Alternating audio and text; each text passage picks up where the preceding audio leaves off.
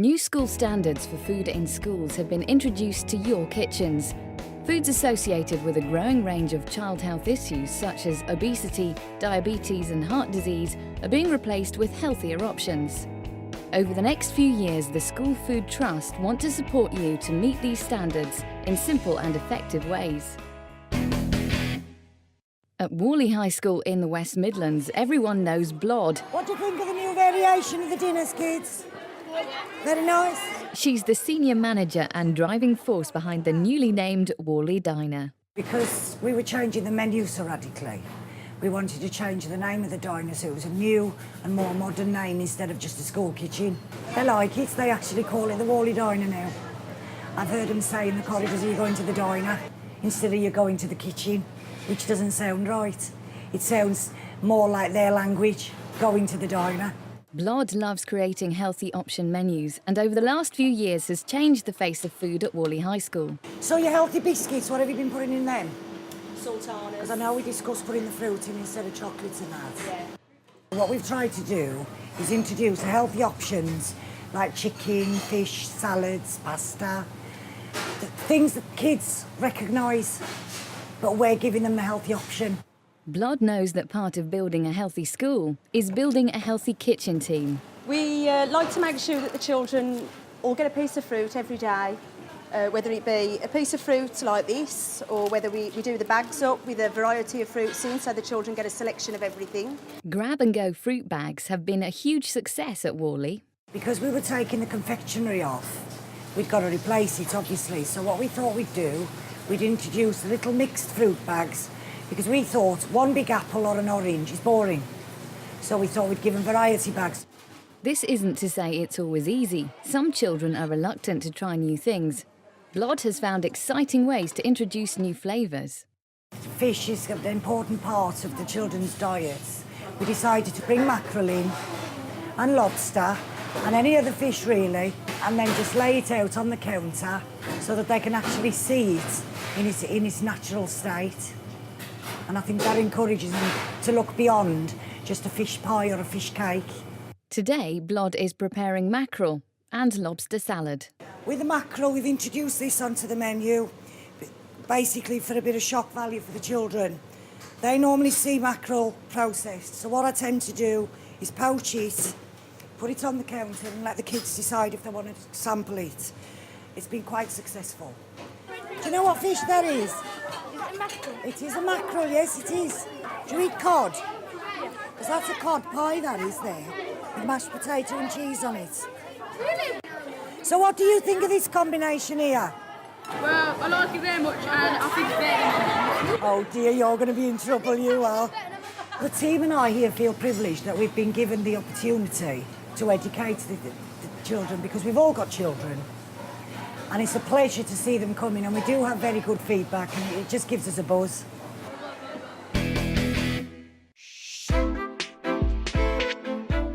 At least 2 portions of fruit and vegetables should be available per day per child.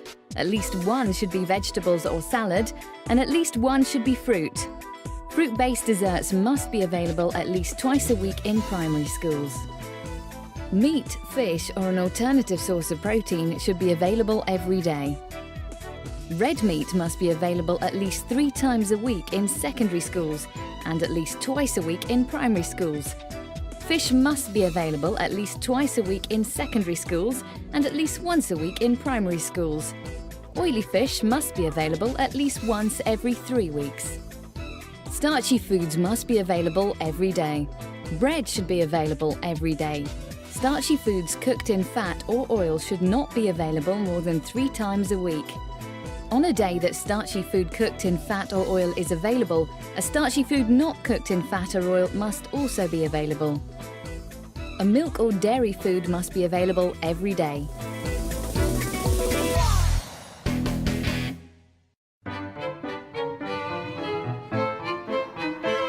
Jeanette Ory has worked in school food for over 15 years.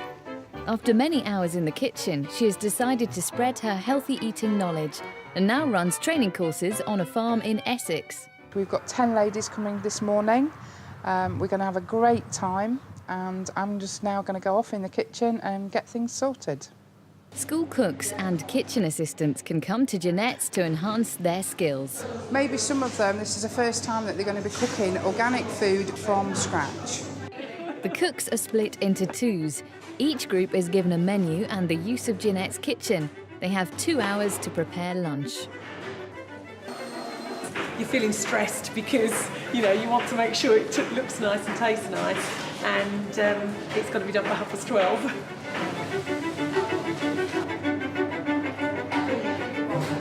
Get all this ready, put it in bowl and just put a tea towel over it. Jeanette understands firsthand the pressure school cooks are under. School cooks are an integral part of the school and in my opinion should be treated as such. We do a hugely important job. What we've got to remember is that we're feeding a lot of children who sometimes it's their only main meal of the day. And tips are given on how to make these meals as healthy as possible. When you make things like lasagna or anything like that where we normally use chopped tomatoes, what we're going to do is we're going to make a basic tomato sauce and get the veg in the sauce, so you use that instead of the chopped tomatoes. It's just a way that we've been getting more veg and stuff into the kids. I better try the one I made, otherwise everyone will think there's something wrong with it. Healthy food and tasty too. Scholar Rest is a large catering company with over 6,500 kitchen staff in the school system. Like Jeanette, Scholar Rest know the value of training. This year, rookie chefs have been learning about the new school standards. What the standard now says is that there should be not less than 2 portions of fruit and vegetables per child per day. Trainee chefs are given a chance to discuss some of the new challenges. Taking the salt and everything out of the dinners now, they, like you said, they're very blunt. So the kids are not going to eat it. It's our job to sort of like train them so that they're not taking salt, because that's what it's all about. We're talking about a child that's coming in at 4 years old. That's the point. And even before then, where we can actually help develop their taste so they don't expect things to be salty. And many cooks add flavour to their food with alternatives such as herbs and spices and garlic. The cooks are given a demonstration from training chef Paul Smith.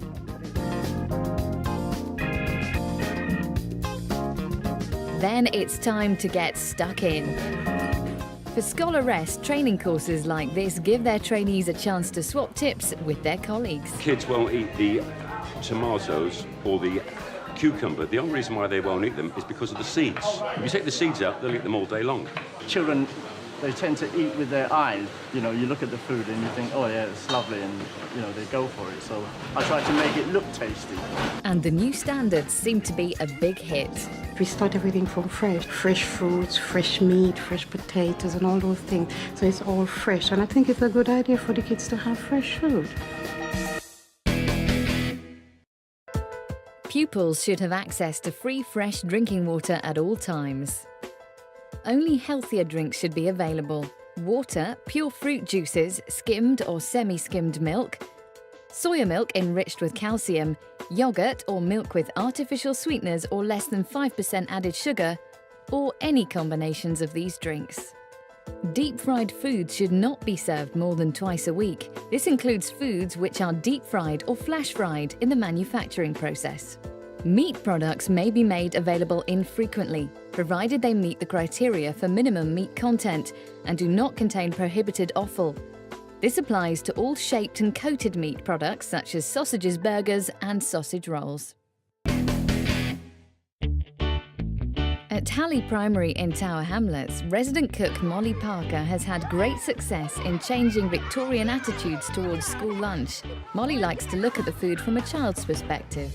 Yes, hello. We're 5 minutes away. We were all children, and all our environments define who we are. So I thought, well, let me regress myself and go back to what it was like in school. And I remember you've just been trooped along and you've got this really stern-faced woman and you'd be the little one, oh, please, please, like Oliver. So I thought, well, I want it to be a relaxed atmosphere. Stab, and then you take the knife and then you can pull the meat away, can't you? And so, you know, it's just basically all about keeping the children interested in food. Or how do you do that? And like I said, it's going back to being a child. Molly likes to make sure the children understand what they're eating. She believes educating them is a vital part of her job. By putting the flashcards out, children no longer come and ask me, what's for dinner, Molly, what's for dinner? They can actually read it for themselves and it gives them a choice. Would you like my darling? Would you like fish? Thank you. I've just printed bits and pieces out of an encyclopedia and I've put them all around the hall because it just looked too sterile. And I wanted it to be bright, to be colourful, and while you're standing in line, you've got something to read. And also, not only you just reading, you're educating yourself as well. Molly's kitchen is 100% halal, but this hasn't limited her options. Even though they're prepared completely different, you can still make beef burger, or you can make lasagnas, or you can make a hot pot. It's a diverse community. The food that we cook isn't just based on a culture, it's based on the world, because basically that's what we try to encourage. But it's not all about lunch. She likes to make sure there's healthy food at break time too. Our fruit platter, we've made sure that it's colourful and it's bright. And once you know if it's colourful and bright, little people will look and say, oh, I like that. I love one of them. Like a banana. Molly has even helped set up an after-hours cookery club to get the kids involved in some hands-on kitchen fun. You've got tears in your eyes. Oh! Done spaghetti bolognese, tuna pasta bake. The recipes go home so that they can... And some of the children have come back and said to me, Molly, we made this and we made that. And the parents have come up and saying, that was really nice. Working closely with the children has proved just the right recipe at Halley Primary. There's an expression that my mother uses, a mother to one is a mother to all. You want children to be happy, you want children to be willing to investigate, to learn, have a little laugh, yeah, and I sing to my children, and they keep saying, you should go in the X Factor one of these days. Who knows? The wheels of the bus go round and round all day long.